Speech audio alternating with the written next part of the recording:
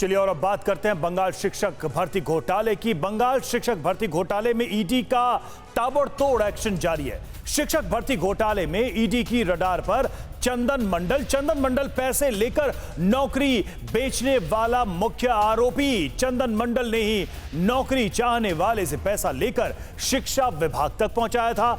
चंदन मंडल के उत्तर 24 परगना वाले घर में ईडी की रेड हो चुकी है, तो लगातार ईडी का एक्शन जारी है। इस घोटाले को लेकर हर रोज नए खुलासे और नए चेहरे सामने आ रहे हैं।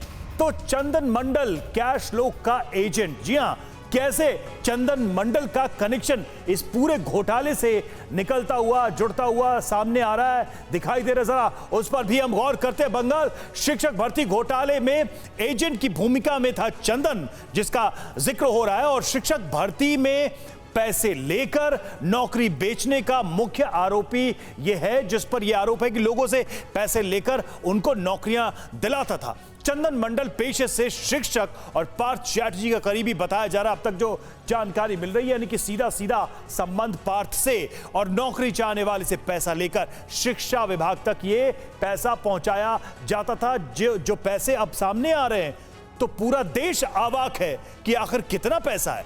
चंदन मंडल के घर पर 23 जुलाई को रेड पड़ी। उत्तर 24 परगना के बागदा वाले घर पर यह रेड पड़ी थी, ये छापे पड़े थे, यानी कि चंदन के घर पर भी छापे पड़े थे, क्योंकि सीधा कनेक्शन दिखाई देता। चंदन मंडल और उसका परिवार रेड से पहले ही भाग चुका था, घर छोड़कर जा चुका था, और छापेमारी के दौरान ईडी ने कई महत्वपूर्ण दस्तावेज भी जब्त किए हैं। इस घोटाले से जुड़े हुए ईडी ने घर से क्या क्या बरामद किया, इसका खुलासा अभी तक नहीं हुआ है कि घर से क्या क्या अभी तक कलेक्ट किया गया है ईडी के द्वारा, लेकिन चंदन का नाम इस पर बहुत साफ साफ इस पूरे मामले में है। और ये शक और गहरा जाता है जब रेड के दौरान चंदन और उसके परिवार के लोग घर छोड़कर फरार हो जाते हैं। कोलकाता से रविशंकर दत्ता हमारे संवाददाता इस वक्त जुड़े हुए हैं। रविशंकर, चंदन की भूमिका क्या थी इस पूरे मामले में, और चंदन कैसे पूरे राज्य को चूना लगा रहा था? देखिए, चंदन मंडल उर्फ रंजन जो है वो पेशे से टीचर है, प्राइमरी टीचर है, स्कूल में बच्चों को पढ़ाता है, लेकिन उनका अलग एक परिचय था कि पार्थ चैटर्जी का बेहद ही करीबी थे वो। और सबसे बड़ी बात वो है कि उनके घर के सामने लंबा लाइन लगा रहता था हर रोज, जहाँ पे लोग आते थे, उनको पैसा देके नौकरी खरीदते थे, या तो फिर टीचर होने के लिए दावेदारी करते थे। कई लोग ऐसे हैं जिनको उन्होंने नौकरी दिया है, ऐसे बहुत सारा लोग हैं जिनको उन्होंने नौकरी दिया है।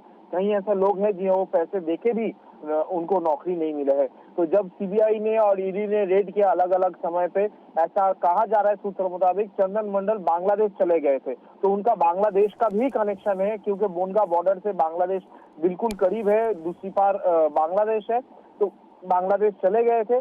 और सबसे बड़ी बात यह है कि उसके बाद वो फिर भारतवर्ष में वापस आए, और अभी कहा जा रहा है कि जो कोर्ट में जो पेशकशी है या तो फिर एजेंसियों के साथ है, वो कोऑपरेट कर रहे हैं, वो उनके साथ नेटवर्किंग में है, लेकिन वो सामने नहीं आ रहे हैं क्योंकि वो अपना चेहरा नहीं दिखाना चाहते। ठीक है रविशंकर, यानी अब इस पूरे घोटाले में एक और नाम सामने आया है, वो नाम है चंदन मंडल का। अब ईडी इनसे भी पूछताछ करेगी, नजर आप बनाए रखिएगा।